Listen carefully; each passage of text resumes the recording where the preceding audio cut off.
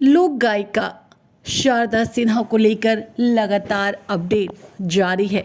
इसी बीच एक बार फिर से बड़ी खबर सामने आई है, जहां बताया जा रहा है कि फिलहाल ऑक्सीजन की कमी की वजह से शारदा सिन्हा और भी ज़्यादा परेशान हो गई हैं और उनकी तबीयत और भी ज़्यादा बिगड़ चुकी है।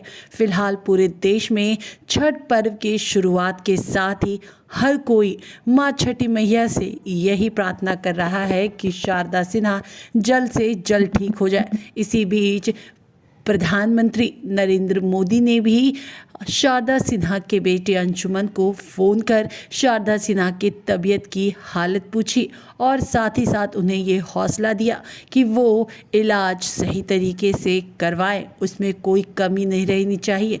दोस्तों, शारदा सिन्हा को लेकर पूरे देश में इस समय पर हर किसी की नज़रें इस खबर पर बनी है कि जल्द से जल्द शारदा सिन्हा ठीक हो जाए और उनके लिए पूरा देश आज प्रार्थना कर रहा है।